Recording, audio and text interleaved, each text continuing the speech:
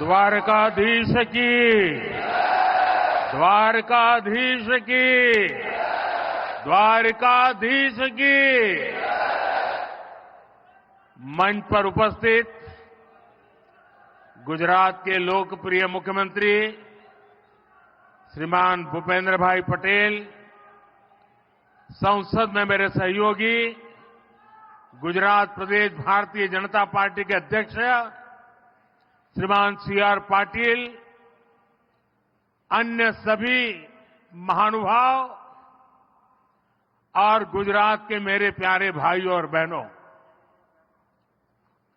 સૌથી પહેલા તો માતૃ સ્વરૂપા અમારી આહિર રાણીઓ એમણે જે ઓવારણા લીધા એમનો હું શ્રદ્ધાપૂર્વક આદરપૂર્વક પ્રણામ કરીને આભાર માનું છું। થોડા દિવસ પહેલા સોશિયલ મીડિયામાં એક વિડીયો બહુ વાયરલ થયો। દ્વારકામાં 37,000 આહિરાણી એક સાથે ગરબા કરે તો લોકો મને બડા ગર્વથી કહેતા હતા કે સાહેબ આ દ્વારકામાં 37,000 આહિરાણી। મેં કહ્યું ભાઈ તમને ગરબો દેખાડો, પણ ત્યાંની એક બીજી વિશેષતા છે કે આ 37,000 આહિરાણી જ્યારે ત્યાં ગરબા કરતી હતી ને ત્યારે ત્યાં ઓછામાં ઓછું 25,000 કિલો સોનું એમના શરીર ઉપર હતું। આ તો આંકડો હું ઓછામાં ઓછું કહું છું। જ્યારે લોકો જાણે કે શરીર પર 25,000 કિલો સોનું અને ગરબા, લોકોને આશ્ચર્ય થાય છે। એવી આ માતૃ સ્વરૂપા આપ સૌએ મારા ઓવારણા લીધા, આપના આશીર્વાદ મળ્યા। હું સૌ આહિરાણીનો માથું નમાવીને આભાર માનું છું। भगवान श्री कृष्ण की कर्मभूमि द्वारिका धाम को मैं श्रद्धापूर्वक नमन करता हूं। देवभूमि द्वारिका में भगवान कृष्ण द्वारिकाधीश के रूप में विराजते हैं। यहां जो कुछ भी होता है वो द्वारिकाधीश की इच्छा से ही होता है। आज सुबह मुझे मंदिर में दर्शन का, पूजन का सौभाग्य मिला। द्वारिका के लिए कहा जाता है कि ये 4 धाम और सप्तपुरी दोनों का हिस्सा है। यहां आदि शंकराचार्य जी ने 4 पीठों में से एक शारदा पीठ की स्थापना की। यहां नागेश्वर ज्योतिर्लिंग है, रुक्मिणी देवी मंदिर है, आस्था के ऐसे अनेक केंद्र है। और मुझे बीते दिनों देश काज करते करते देव काज के निमित्त देश के अनेक तीर्थों की यात्रा का सौभाग्य मिला है। आज द्वारिका धाम में भी उसी दिव्यता को अनुभव कर रहा हूं। आज सुबह ही मुझे ऐसा एक और अनुभव हुआ। मैंने वो पल बिताए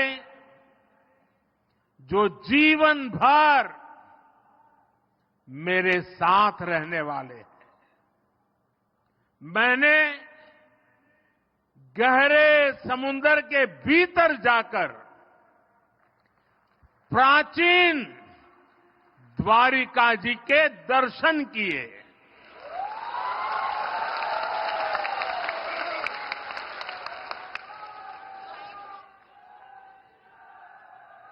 पुरातत्व के जानकारों ने समंदर में समाई उस द्वारिका के बारे में काफी कुछ लिखा है।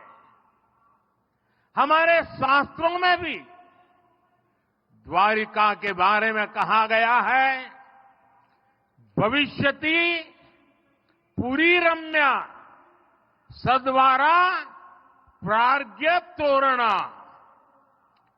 चयाट्टलाकल केयूरा पृथ्व्याम ककूदोपमा। अर्थात सुंदर द्वारों और ऊंचे भवनों वाली ये पुरी पृथ्वी पर शिखर जैसी होगी। कहते हैं भगवान विश्वकर्मा ने खुद इस द्वारिका नगरी का निर्माण किया था। द्वारका नगरी भारत में श्रेष्ठ नगर, उसका आयोजन, उसका विकास का एक उत्तम उदाहरण था। आज जब मैं गहरे समुद्र के भीतर द्वारिका जी के दर्शन कर रहा था तो मैं पुरातन वही भव्यता, वही दिव्यता मनोमन अनुभव कर रहा था। मैंने वहां भगवान श्री कृष्ण को, द्वारकाधीश को प्रणाम किया, उन्हें नमन किया। मैं अपने साथ मोर पंख भी ले कर गया था, जिसे मैंने प्रभु कृष्ण का स्मरण करते हुए वहां अर्पित किया। मेरे लिए कई वर्षों से, जब मैंने पुरातत्वविदों से ये जाना था, तो एक बहुत बड़ी जिज्ञासा थी। मन करता था कभी न कभी समुद्र के भीतर जाऊंगा और उस द्वारिका नगरी के जो भी अवशेष हैं उसे छू करके श्रद्धा भाव से नमन करूंगा। अनेक वर्षों की मेरी वो इच्छा आज पूरी हुई। मेरा मन बहुत गदगद है, मैं भाव विभोर हूं। दशकों तक जो सपना संजोया हो और उसे आज उस पवित्र भूमि को स्पर्श कर करके पूरा हुआ होगा, आप कल्पना कर सकते हैं मेरे भीतर कितना अभूत आनंद होगा। साथियों, 21वीं सदी में भारत के वैभव की तस्वीर भी मेरी आंखों में घूम रही थी और मैं लंबे समय तक अंदर रहा। मैं समुद्र द्वार और आज के यहां देर आई आने में उसका कारण भी मैं अंदर काफी देर रुका रहा। मैं समुद्र द्वारका के उस दर्शन से विकसित भारत के संकल्प को और मजबूत करके आया हूं। साथियों, आज मुझे सुदर्शन सेतु के लोकार्पण का भी सौभाग्य मिला है। 6 साल पहले मुझे इस सेतु के शिलान्यास का अवसर मिला था। ये सेतु ओखा को बेट द्वारका द्वीप से जोड़ेगा। ये सेतु द्वारकाधीश के दर्शन भी आसान बनाएगा और यहां की दिव्यता को भी 4 चांद लगा देगा। जिसका सपना देखा, जिसकी आधार सुदर्शन सेतु सिर्फ एक सुविधा भर नहीं है, बल्कि ये इंजीनियरिंग का भी कमाल है। और मैं तो चाहूंगा इंजीनियरिंग के, स्ट्रक्चरल इंजीनियरिंग के विद्यार्थी आकर के इस सुदर्शन सेतु का अध्ययन करें। ये भारत का अब तक का सबसे लंबा केबल आधारित ब्रिज है। मैं सभी देशवासियों को इस आधुनिक और विराट सेतु के लिए बहुत बहुत बधाई देता हूं। અને આજે જ્યારે આવડું મોટું કામ થાય છે ત્યારે એક જૂની વાત યાદ આવે છે। રશિયામાં અસ્ટ્રાખાન નામનું એક રાજ્ય છે। ગુજરાત અને અસ્ટ્રાખાન સાથે સિસ્ટર સ્ટેટનો આપણો નાતો છે। તો જ્યારે હું મુખ્યમંત્રી હતો ત્યારે રશિયાના એ અસ્ટ્રાખાન રાજ્યમાં એમણે મને નિમંત્રણ આપ્યું, હું ગયો હતો। અને જ્યારે ત્યાં ગયો તો મારા માટે આશ્ચર્ય હતું કે ત્યાં જે સારામાં સારી બજાર હોય, મોટામાં મોટો મોલ હોય તો એનું નામ ઓખા ઉપર જ હોય। બધાના નામ પર ઓખા। મેં કહ્યું કે ઓખા કેમ રાખ્યું છે? તો સદીઓ પહેલા આપણા લોકો અહીંથી વેપાર માટે ત્યાં જતા અને અહીંથી જે ચીજો જાય એને ત્યાં ઉત્તમમાં ઉત્તમ ચીજો માનવામાં આવતી। એના કારણે જે સદીઓ પછી પણ ઓખા નામની દુકાન હોય, ઓખા નામનો મોલ હોય તો ત્યાંના લોકોને લાગે કે આ ખૂબ ઊંચી ગુણવત્તાવાળી વસ્તુ અહીંયા મળે છે।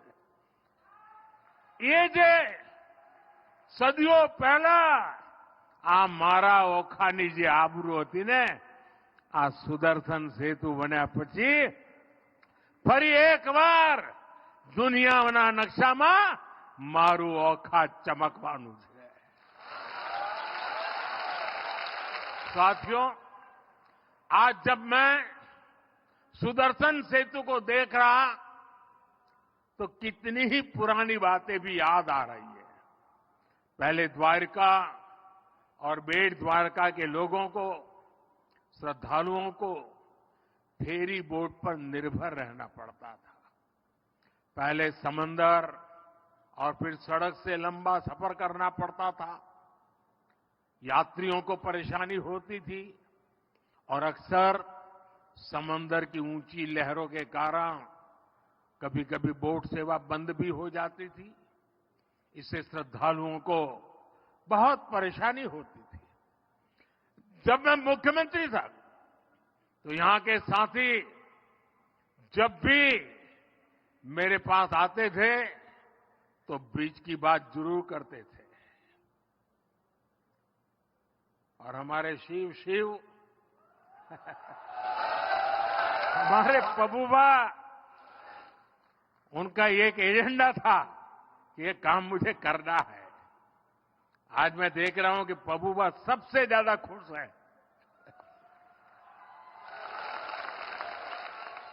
साथियों, मैं तब की कांग्रेस की केंद्र सरकार के सामने बार बार ये बातें रखता था, लेकिन कभी उन्होंने इस पर ध्यान नहीं दिया। इस सुदर्शन सेतु का निर्माण यह भी भगवान श्री कृष्ण ने मेरे ही भाग्य में लिखा था। मुझे खुशी है कि मैं परमात्मा का आदेश का पालन करके इस दायित्व को निभा पाया हूं।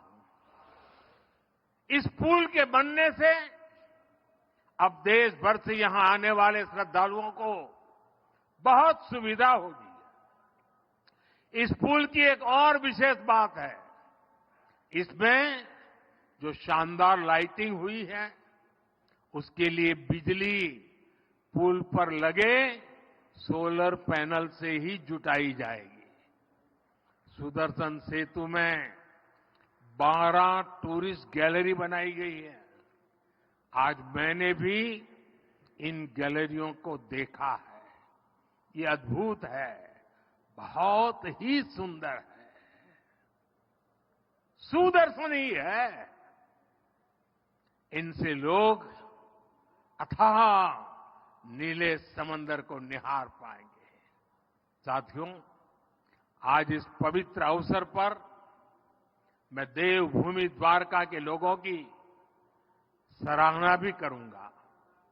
यहां के लोगों ने स्वच्छता का जो मिशन शुरू किया है, और मेरे पास लोग सोशल मीडिया से वीडियो भेजते थे कि द्वारिका में कितनी जबरदस्त सफाई का काम चल रहा है।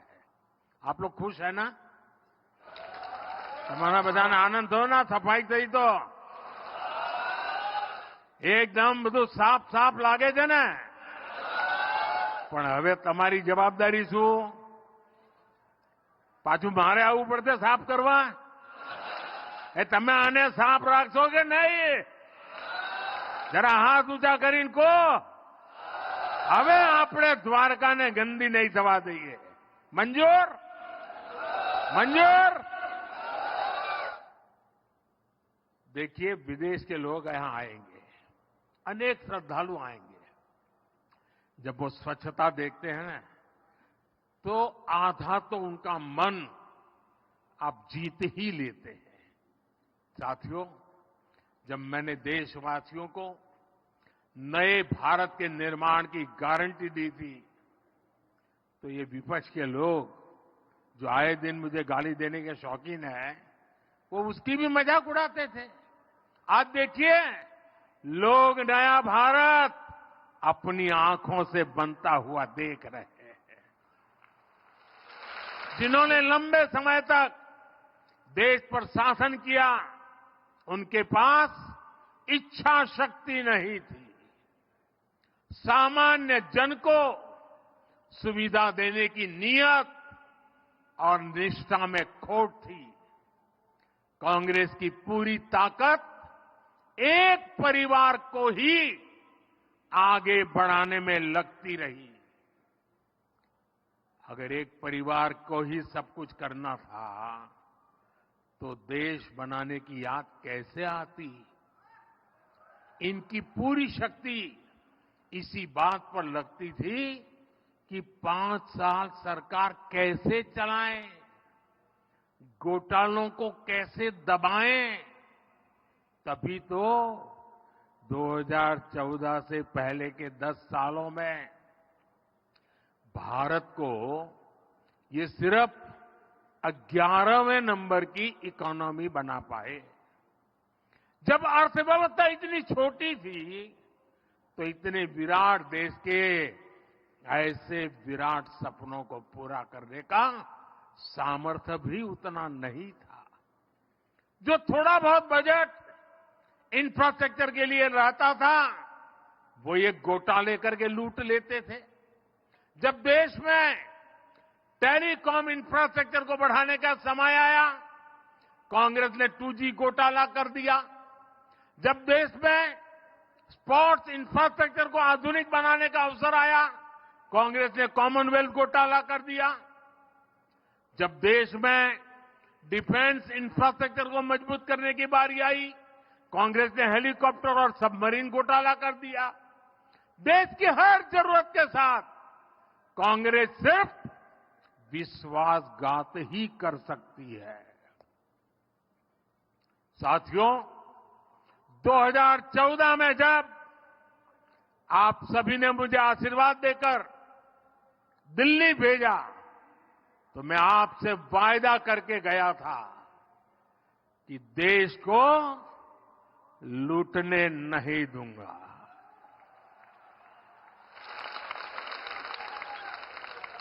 कांग्रेस के समय में जो हजारों करोड़ के घोटाले होते रहते थे, वो सब अब बंद हो चुके हैं। बीते 10 वर्षों में हमने देश को दुनिया की 5वें नंबर की आर्थिक ताकत बना दिया।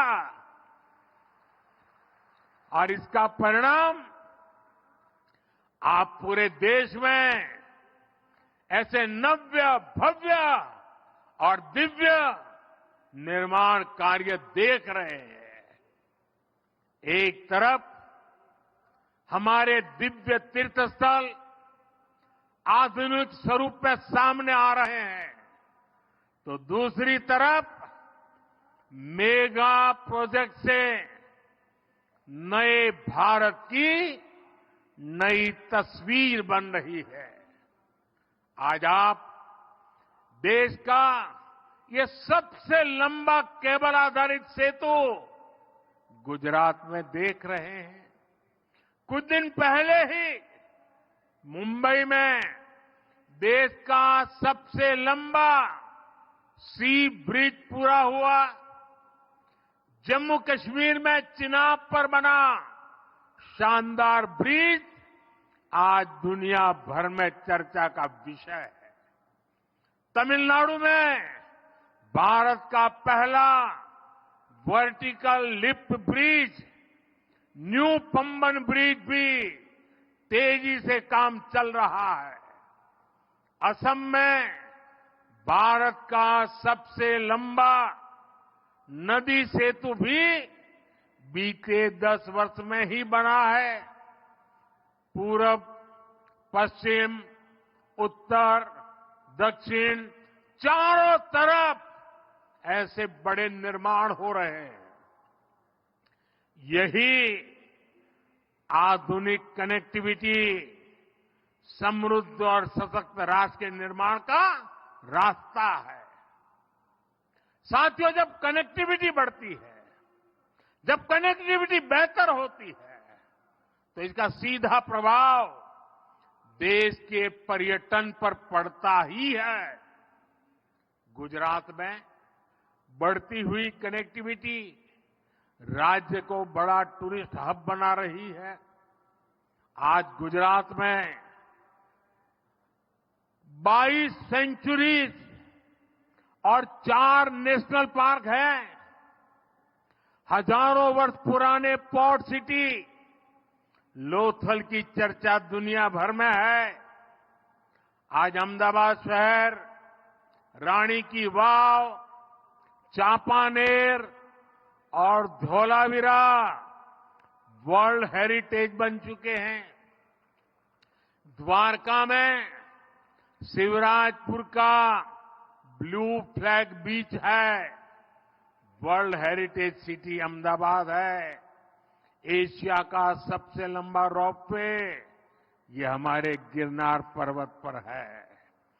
गिर वन, एशियाटिक लायन ये हमारे गिर के जंगलों में पाए जाते हैं। दुनिया की सबसे ऊंची प्रतिमा सरदार साहब की स्टैच्यू ऑफ यूनिटी गुजरात के एकता नगर में है। रणोत्सव में आज दुनिया भर के पर्यटकों का मेला लगता है। कच्छ का धोर्डो गांव दुनिया के सर्वोत्तम पर्यटन गांवों में गिना जाता है। नड़ाबेट राष्ट्रभक्ति और पर्यटन का एक महत्वपूर्ण केंद्र बन रहा है। विकास भी, विरासत भी, इस मंत्र पर चलते हुए गुजरात में आस्था के स्थलों को भी संवारा जा रहा है। द्वारका, सोमनाथ, पावागढ़, मोढेरा, अंबाजी ऐसे सभी महत्वपूर्ण तीर्थ स्थलों में सुविधाओं का विकास किया गया है। अंबाजी में ऐसी व्यवस्था की गई है कि 52 शक्तिपीठों के दर्शन एक जगह हो जाते हैं। आज गुजरात भारत आने वाले विदेशी पर्यटकों की पसंद बनता जा रहा है। वर्ष 2022 में भारत आए 85 लाख से अधिक पर्यटकों में हर 5वां पर्यटक गुजरात आया है। पिछले वर्ष अगस्त तक करीब 15.5 लाख पर्यटक गुजरात आ चुके हैं। केंद्र सरकार ने विदेशी पर्यटकों को जो ई वीजा की सुविधा दी है, उसका भी लाभ गुजरात को मिला है। पर्यटकों की संख्या में हो रही ये वृद्धि गुजरात में रोजगार और स्वरोजगार के नए अवसर बना रही है। साथियों, मैं जब भी सौराष्ट्र आता हूं, यहां से एक नई ऊर्जा लेकर जाता हूं। सौराष्ट्र की ये धरती संकल्प से सिद्धि की बहुत बड़ी प्रेरणा है। आज सौराष्ट्र का विकास देखकर किसी को भी एहसास पहले कभी नहीं होगा कि पहले यहां जीवन कितना कठिन हुआ करता था। हमने तो वो दिन भी देखे हैं जब सौराष्ट्र का हर परिवार, हर किसान बूंद बूंद पानी के लिए तरसता था। यहां से लोग पलायन करके दूर दूर पैदल चले जाते थे। जब मैं कहता था कि जिन नदियों में साल भर पानी रहता है, वहां से पानी उठाकर सौराष्ट्र और कच्छ में लाया जाएगा, तो ये कांग्रेस के लोग मेरी मजाक उड़ाते थे। लेकिन आज सौनी ये एक ऐसी योजना है जिसने सौराष्ट्र का भाग्य बदल दिया है। इस योजना के तहत 1300 किलोमीटर से अधिक की पाइपलाइन बिछाई गई है। और पाइपलाइन भी छोटी नहीं है, पाइप के अंदर मारुति कार चल जा सकती है। इसके कारण सौराष्ट्र के सैकड़ों गांवों को सिंचाई का और पीने का पानी पहुंच गया है। अब सौराष्ट्र का किसान संपन्न हो रहा है, यहां का पशुपालक संपन्न हो रहा है, यहां का मछुआरा संपन्न हो रहा है। मुझे विश्वास है आने वाले वर्षों में पूरा सौराष्ट्र, पूरा गुजरात सफलता की नई ऊंचाई पर पहुंचेगा। द्वारकाधीश का आशीर्वाद हमारे साथ है। हम मिलकर सौराष्ट्र को, गुजरात को विकसित बनाएंगे। गुजरात विकसित होगा, भारत विकसित होगा। एक बार फिर इस भव्य सेतु के लिए मैं आप सभी को हृदय से बहुत बहुत बधाई देता हूं, आपका अभिनंदन करता हूं। और अब मेरी द्वारका वालों से प्रार्थना है, अब आप अपना मन बना लीजिए। दुनिया भर से टूरिस्ट कैसे ज्यादा से ज्यादा आए, आने के बाद उसको यहां रहने का मन करे।